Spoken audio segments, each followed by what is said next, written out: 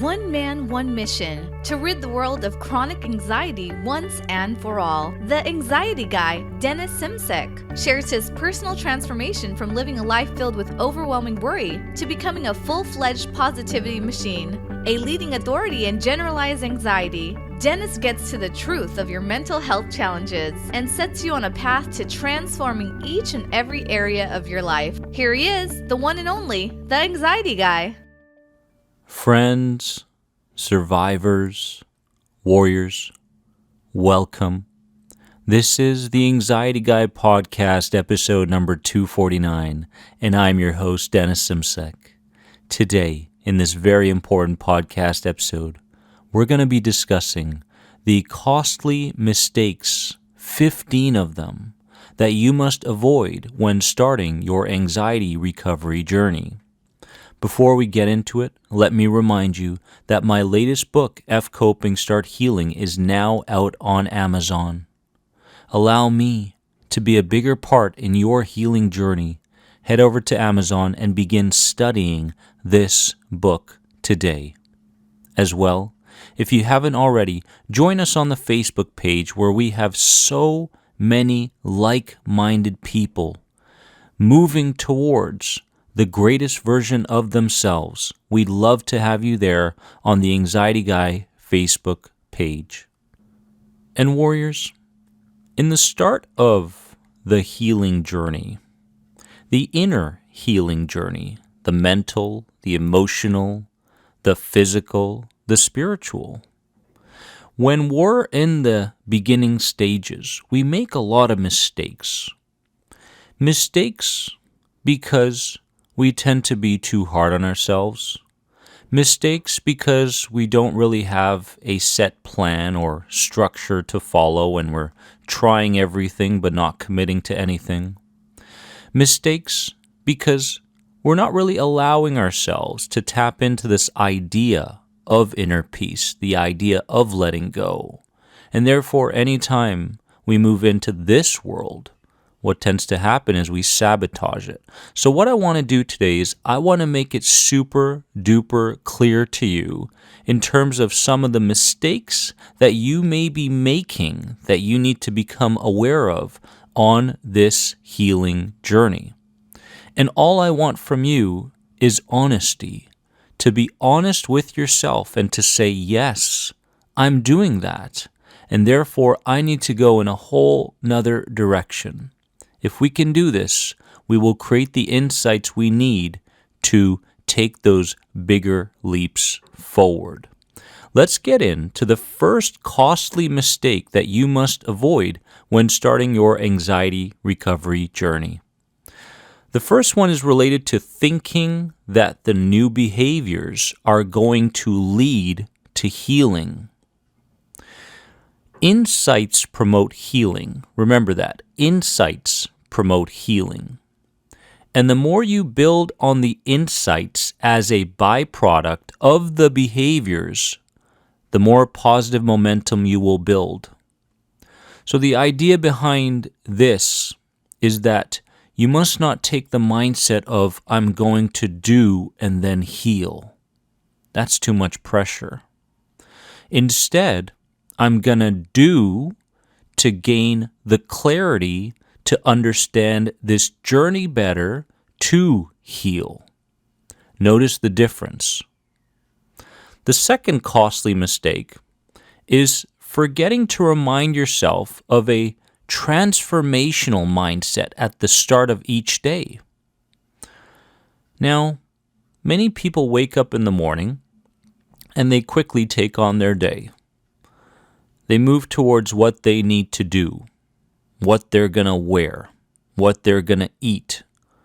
But just stop for a few moments and give yourself the mindset or the intention for your day. And your intention must include the very thing that is causing you to suffer. So, for example, every sensation is a call for resolve from the inner child. Oh my goodness, can you imagine what happens when we take this intention, this mindset with us every single day, how we begin responding to the physical sensations that we feel. No longer do we feel guilt, shame, anger because of them, but we are much more guiding and compassionate towards them because this is nothing more than a shout from the inner child looking for resolve. Or another transformational mindset could be that every anxious moment holds great opportunity within it. Therefore, you don't run from them. You don't distract from those experiences. Rather, you look at them differently. You look at those anxious experiences as a stepping stone to where you want to go in your life. Oh my goodness, a stepping stone. Imagine that. Because when you create a win, an emotional shift, mental maturity in the same environment, around the same people, around the same symptoms, then what starts to happen is clarity is gained.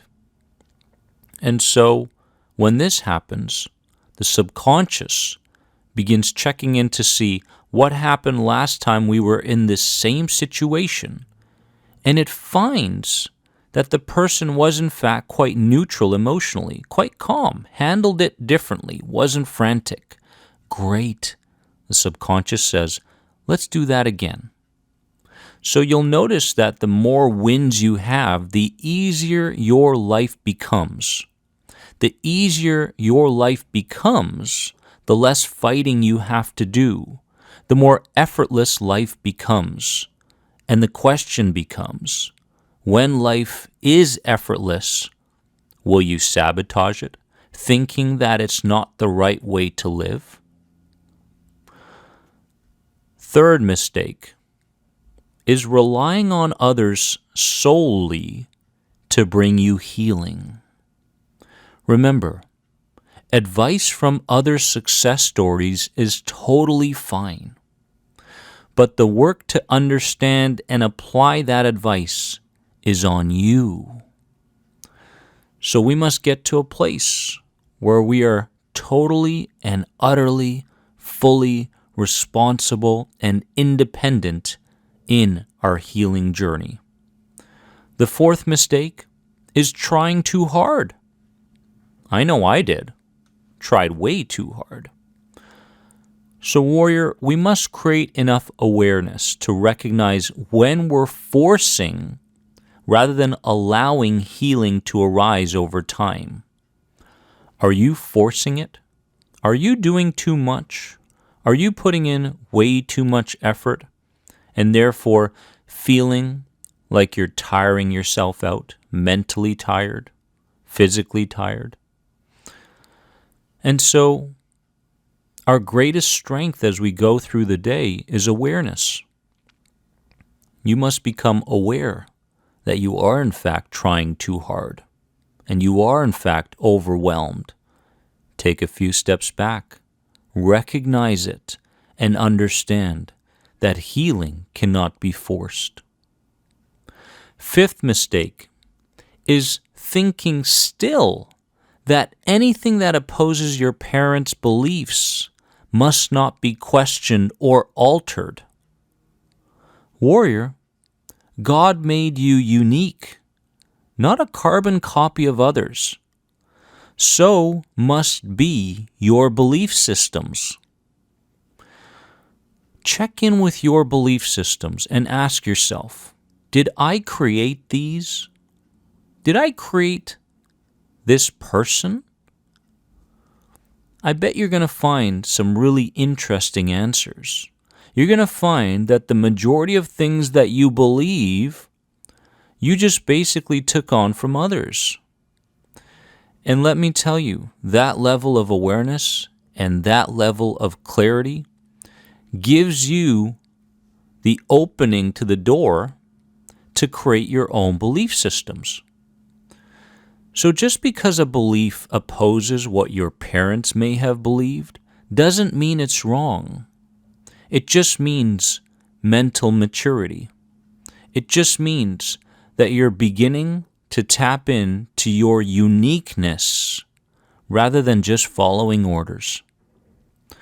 The sixth mistake is forcing intrusive thoughts to disappear. I know I used to do this. Just go away. I don't want to think this way. We do this rather than progressively becoming more disinterested by them. Your mindset must accompany a certain level of gentleness towards your inner world. What I mean by that is we mustn't force these intrusive thoughts to go away. Rather, we must feel like we are progressively becoming more and more disinterested by them. What a difference. Less pressure, more understanding.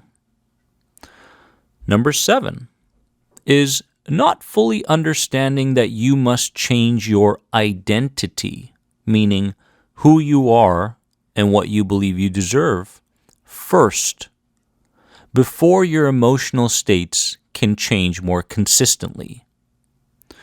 You don't end anxiety, then become the authentic you.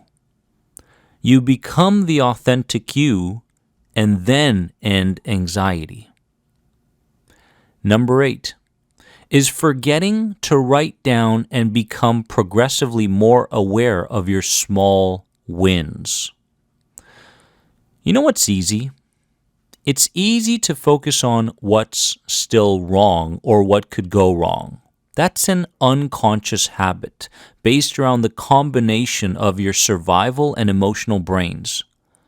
What could go right and has gone right is a conscious act, and it's dictated by the cortex part of the brain, which requires focus and awareness.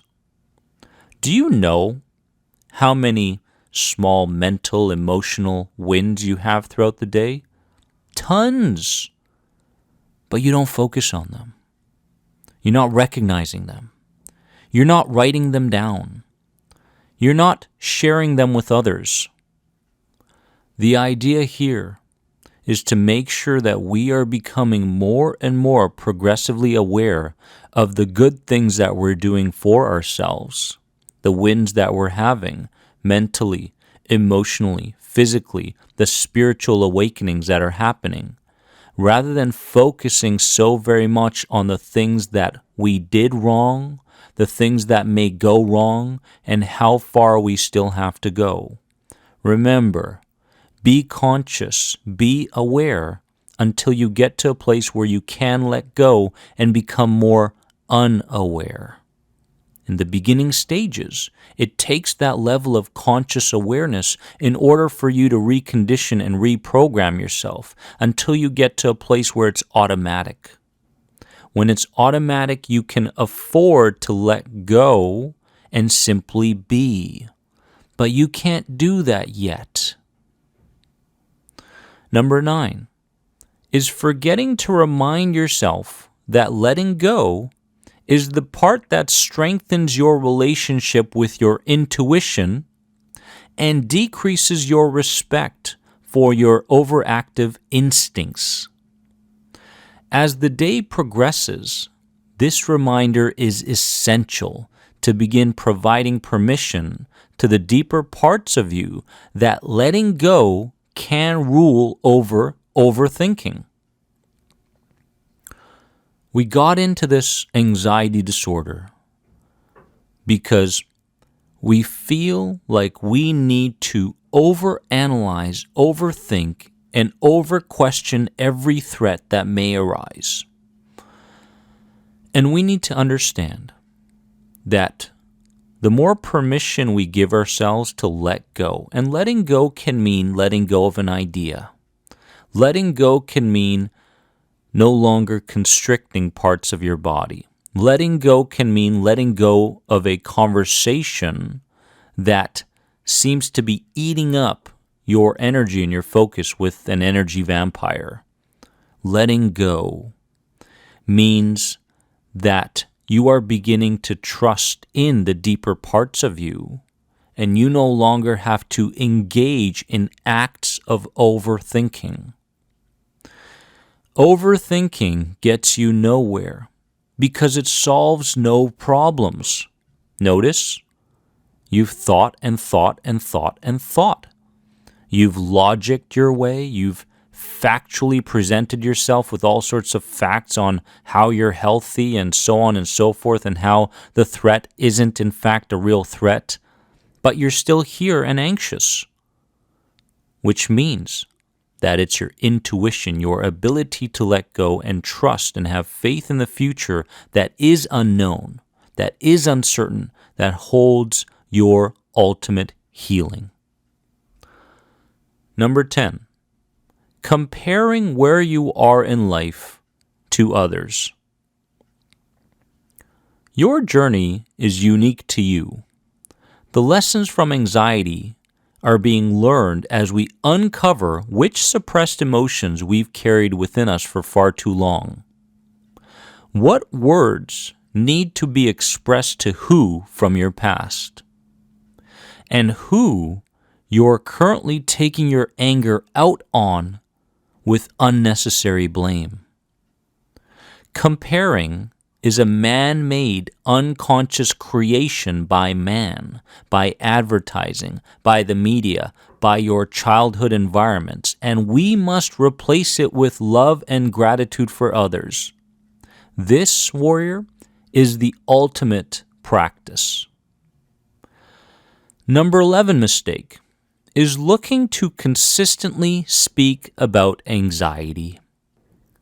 Speak of progress, direction, your transition, the new things you learned, your beautiful future because of your past suffering, but never, ever, ever allow yourself to be led into a conversation about your pain, distress, and anxiety consistently.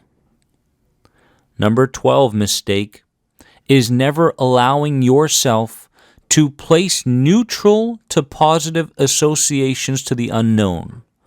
Rather, you run from it and avoid it at every turn.